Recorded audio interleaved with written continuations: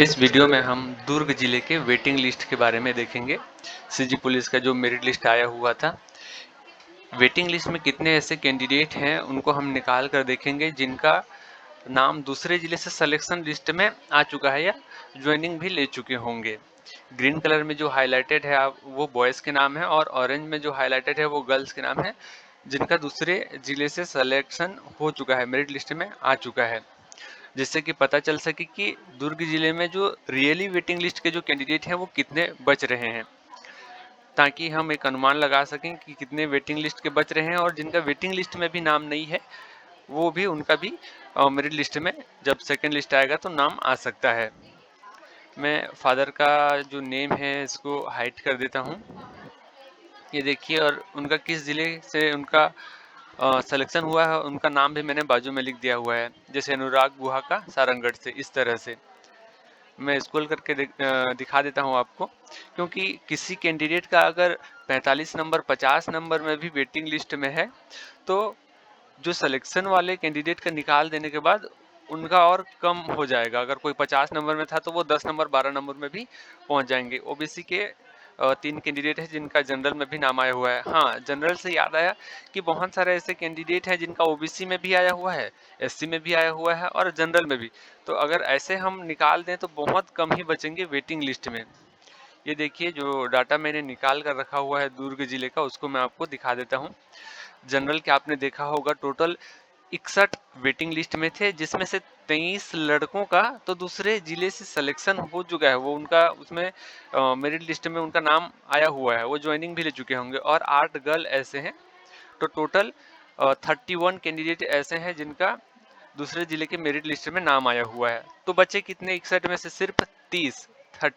तो आप सोच सकते हो, और आपको तो पता होगा कि पिछला जो एक मैंने वीडियो बनाया था रायपुर जिले के जो सिलेक्शन लिस्ट पे कितने डुप्लीकेट कैंडिडेट थे उनका नाम भी मैंने निकाला हुआ है, उसको भी नीचे में मैं दिखा दूंगा। ओबीसी के 8 पोस्ट जो है कैंडिडेट है जिनका नाम वेटिंग लिस्ट में है, उसमें से 4 सेलेक्टेड हो चुके हैं, तो ओरिजिनल जो वेटिंग में बच रहे हैं वो 4 ही हैं। एससी के 10 वेटिंग में है, जिसमें से 6, 2 गर्ल और 4 लड़के दूसरे जिले से मेरिट लिस्ट में उनका नाम आया हुआ है, तो टोटल 4 ही बच रहे हैं। और ये जब दूसरा लिस्ट निकलेगा तो ये वेटिंग लिस्ट वालों का पहला रहेगा, ऊपर में रहेगा, और भी पोस्ट बच जाता है तो जिनका नाम वेटिंग लिस्ट में नहीं है लेकिन वेटिंग लिस्ट के कटअप के नज़दीक है। अगर एग्जांपल के लिए लें, दुर्ग जिले में अगर जनरल का कटअप अगर 148 से 47 गया हुआ है तो उससे 2 नंबर कम वाले भी जो हैं वेटिंग लिस्ट के नीचे, तो उनका भी आने के चांसेस हैं। ये देखिए, मैं एक और डाटा दिखा देता हूं आपको कि दुर्ग जिलों में 174 ऐसे कैंडिडेट हैं जिनका नाम दूसरे जिले से भी सिलेक्शन लिस्ट में है और दुर्ग में है। तो 174 के 174 ना तो दुर्ग में सिलेक्शन लेंगे और ना ही दूसरे में। तो पॉसिबिलिटीज क्या है कि इसमें से कम जो है 70 80 90 लोग यहाँ से सिलेक्शन नहीं लेंगे। तो जनरल में ये बोल सकते हो कि 90 के करीब पोस्ट अगर खाली होता है तो जनरल में तो आप देखेंगे 90 पोस्ट खाली होगा तो यहाँ बचे कितने? सिर्फ 30 कैंडिडेट वेटिंग लिस्ट में बच रहे हैं। तो 90 अगर खाली होगा तो 30 तो उनका एंट्री होगा ही होगा, और जो बाकी जो 60 बच जाएगा वो जो वेटिंग लिस्ट के कटअप के नज़दीक जिनका होगा उनका फिर नाम आएगा दूसरे जो लिस्ट जारी किया जाएगा।